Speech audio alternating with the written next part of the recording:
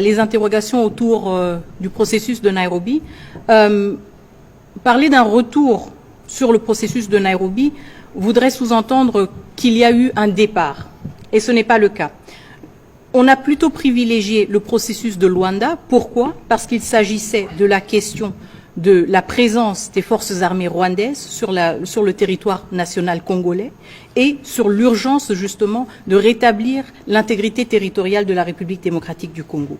En parallèle, évidemment, il y avait le processus de Nairobi qui a eu un peu moins de visibilité, si vous le voulez.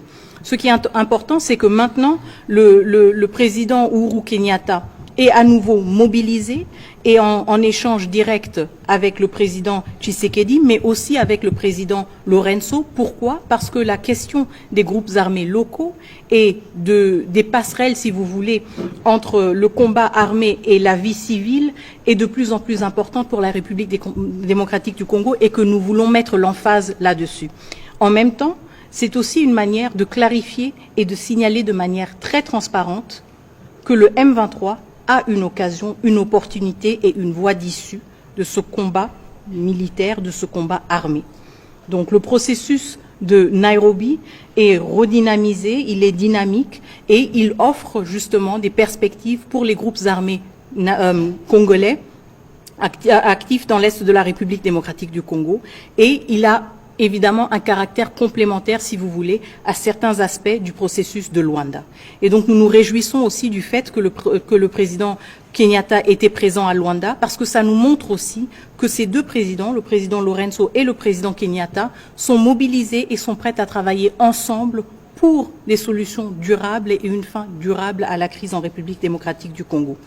La question sur les 15 jours d'affilée d'offensive et de combat entre les M23 et les FARDC et la question des garanties que nous ou que le gouvernement de la République démocratique du Congo peut donner à la population.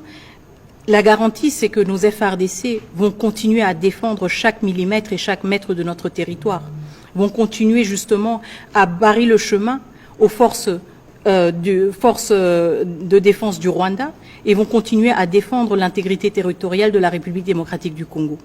Évidemment, nous ne nous réjouissons jamais quand il y a des affrontements parce qu'il y a un risque exacerbé de victimes civiles. Mais en même temps, je pense aussi que le fait que pendant 15 jours, nos FARDC restent valiants et montrent justement leur détermination, c'est quelque chose d'important, c'est un signal fort et ça nous montre aussi que nous sommes protégés par nos FARDC.